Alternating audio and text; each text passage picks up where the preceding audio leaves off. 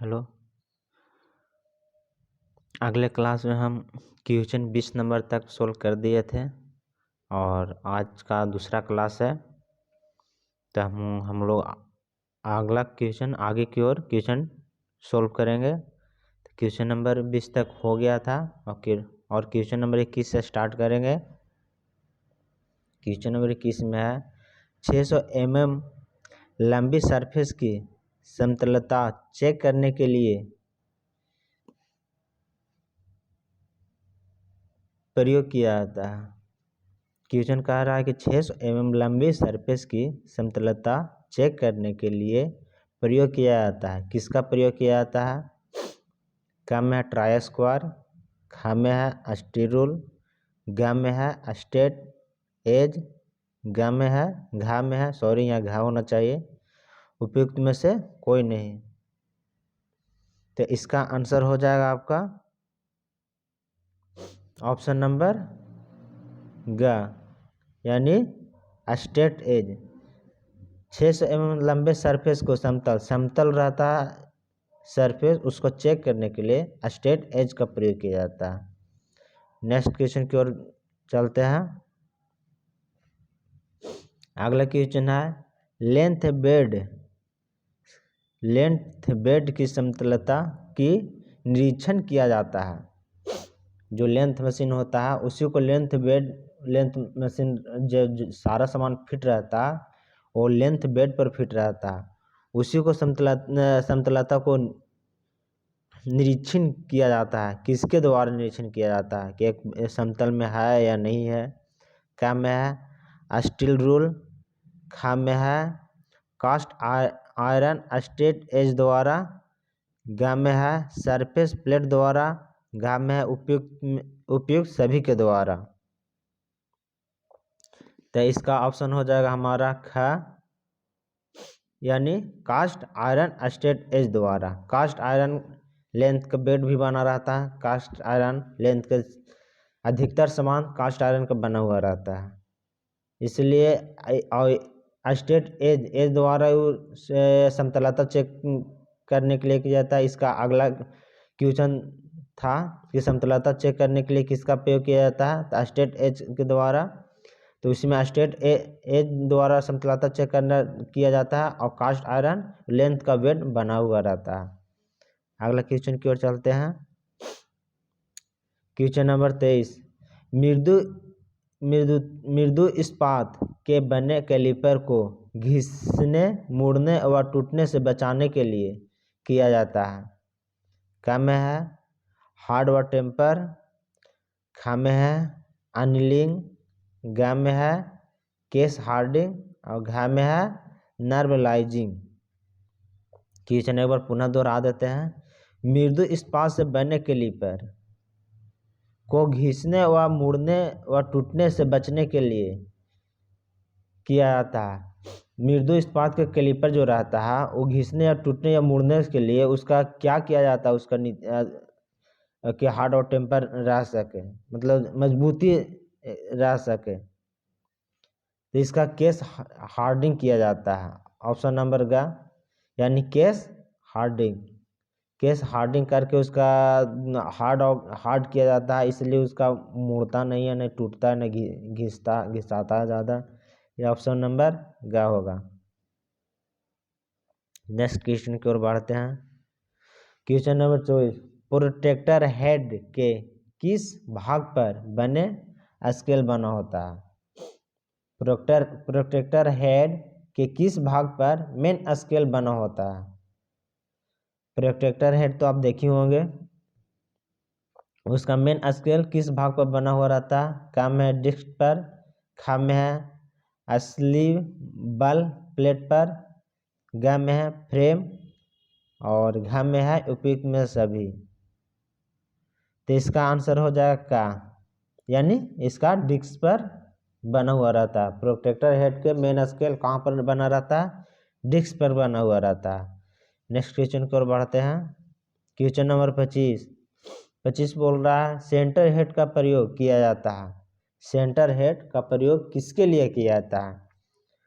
कोन को चेक करने के लिए, ख में है आयताकार जॉब का केंद्र ज्ञात करने के लिए। ग में है वर्गाकार जॉब का केंद्र ज्ञात करने के लिए। और घ में है उपयुक्त में से सभी। तो इसका आंसर हो जाएगा ग। वर्गाकार जॉब का केंद्र ज्ञात करने के लिए किया जाता है।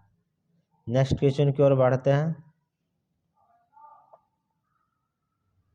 Question number 26। भी ब्लॉक का साइज लिया जाता है। भी ब्लॉक का साइज कहाँ से लिया जाता है? भी ग्रुप के कोण से, की लंबाई से, ग में है आकृति से, घ में है लंबाई गुने चौड़ाई गुने ऊंचाई से। तो इसका ऑप्शन नंबर डी हो जाएगा, यानी घ लंबाई गुने चौड़ाई गुने ऊंचाई से लिया जाता है। अगला क्वेश्चन की ओर बढ़ते हैं। नेक्स्ट क्वेश्चन की ओर अगला नेक्स्ट क्वेश्चन की ओर चलते हैं। क्वेश्चन नंबर 27, इसका एडजस्ट कर लेते हैं। क्वेश्चन नंबर 27 बोल रहा है एंगल प्लेट का साइज लिया जाता है। एंगल प्लेट जो पर जॉब पर मार्किंग करने के लिए एंगल प्लेट का प्रयोग किया जाता है। एंगल प्लेट पर रखी गई मार्किंग किया जाता है। और किसी जॉब को सरफेस ज्ञात करने के लिए एंगल प्लेट का प्रयोग किया जाता है। जॉब पर मार्किंग करने के लिए एंगल प्लेट का प्रयोग किया जाता है। एंगल प्लेट सहारा किस पे रहता है? एंगल प्लेट सरफेस प्लेट पर रखा हुआ रहता है और एंगल प्लेट पर जॉब पर रख कर मार्किंग किया जाता है। तो 27 नंबर क्वेश्चन एंगल प्लेट का साइज लिया जाता है। क में है लंबाई से, ख में है चौड़ाई से, और ग में है ऊंचाई से, और घ में है नंबर से। तो इसका आंसर होगा ऑप्शन नंबर घ, यानी एंगल प्लेट का साइज लिया जाता है। ऑप्शन नंबर घ की नंबर से लिया जाता है एंगल प्लेट का चौड़ाई नंबर से। नेक्स्ट क्वेश्चन 28, क्वेश्चन नंबर 28 निम्न में से अप्रत्यक्ष मापी यंत्र क्या है? Universal bevel protractor, combination bevel, hemispherical gauge, उपयुक्त में से सभी। इसमें बताना कि अप्रत्यक्ष मापी यंत्र कौन है। प्रत्यक्ष नहीं, अप्रत्यक्ष मापी यंत्र कौन है? तो अप्रत्यक्ष यूनिवर्सल बेवल गेज, ये भी अप्रत्यक्ष रूप से मापता है। कॉम्बिनेशन बेवल, ये भी अप्रत्यक्ष रूप से मापता है। और हेमिस्फेरिकल गेज, ये भी अप्रत्यक्ष रूप से मानता है। ऑप्शन नंबर घ, यानी उपयुक्त में से इसका आंसर सही होगा। नेक्स्ट क्वेश्चन की ओर बढ़ते हैं। इसका क्वेश्चन है निम्न में से अप्रत्यक्ष मापी यंत्र क्या है? उसमें अप्रत्यक्ष मापी यंत्र पूछ रहा है, इसमें भी पूछ रहा है। तो इसमें कौन होगा? आउटसाइड कैलिपर, अनुधुनी माप लेने वाली कैलिपर, इसका बोलते हैं इनसाइड कैलिपर। ग में है स्ट्रेट एज, घ में उपयुक्त में से सभी। तो आउटसाइड कैलिपर इस तरह से रहता है, यहाँ से ऐसे रहता है।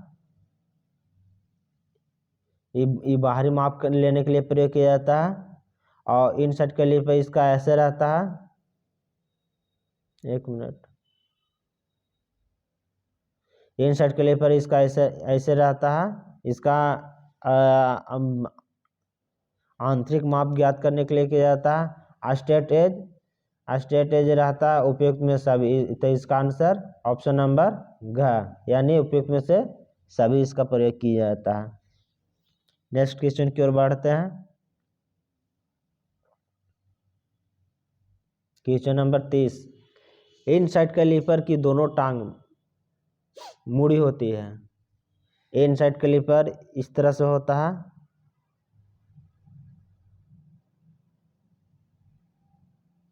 यहाँ से स्प्रिंग लगा रहता है, यहाँ अथी रहता है।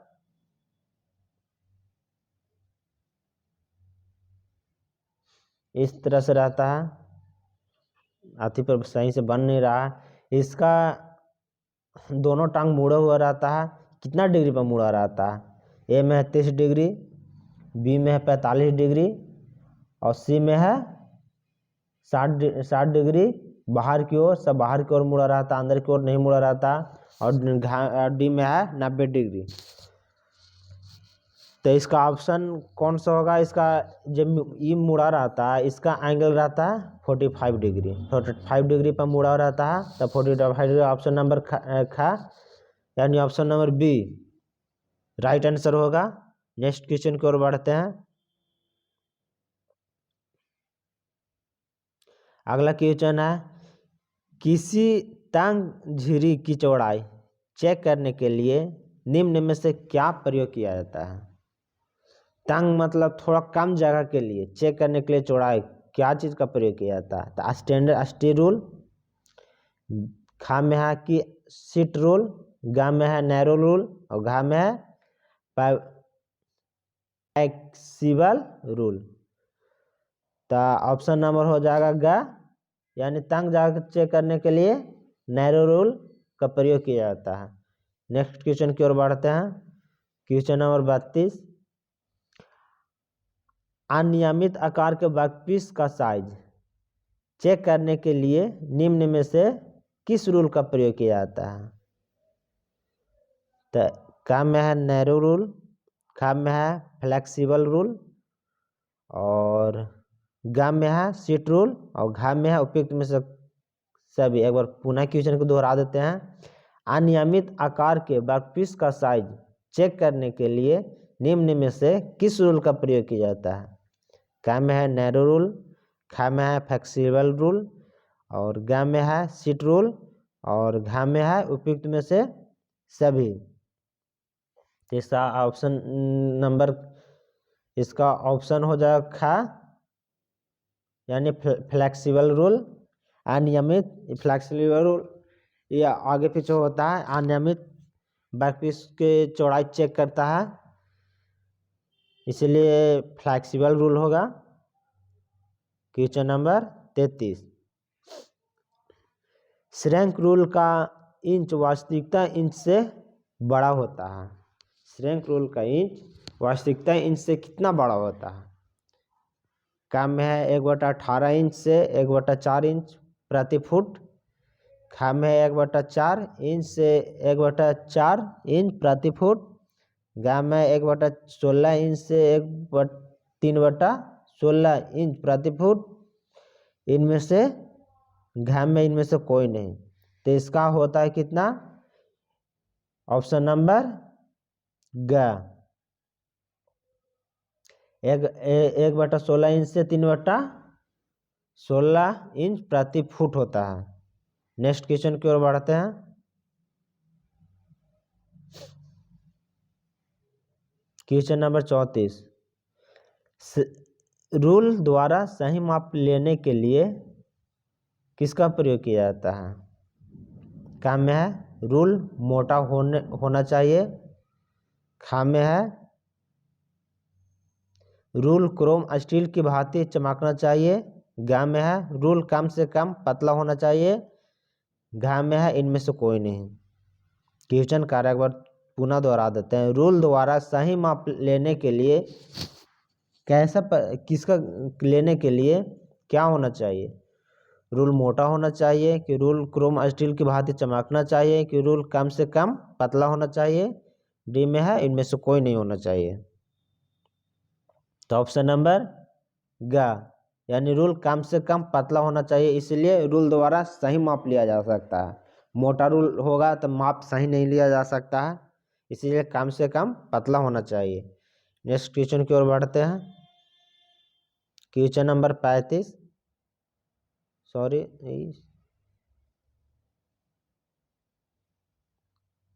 क्वेश्चन नंबर 35, एक मिनट।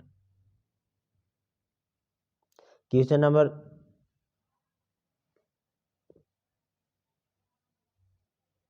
35, साधारण कैलिपर की धातु बनी होती है।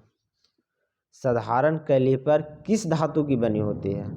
हाई कार्बन स्टील, ढलवा लोहा, गा में है मैग्नीशियम स्टील, घा में है पिटवा लोहा। फिर से क्वेश्चन दोहरा देते हैं। साधारण कैलिपर की धातु होती है, का में है हाई कार्बन स्टील, खा में है ढलवा लोहा, यानी इसका कास्ट आयरन भी बोलते हैं। और ग में है मैग्नीशियम स्टील और घ में है पिटवा लोहा। तो इसका आंसर क्या होगा? तो साधारण कैलिपर की धातु होती है वो हाई कार्बन स्टील के ऑप्शन बनी होती है। तो इसका ऑप्शन नंबर क्या करेक्ट राइट आंसर होगा। नेक्स्ट क्वेश्चन की ओर बढ़ते हैं। क्वेश्चन नंबर 36 का स्टील की सतह को किसके द्वारा फिनिश किया जाता है जिसे जंग न लग सके और चमकना भी न सके? क्वेश्चन झक गया थोड़ा सुन, उसका एडजस्ट कर लेते हैं।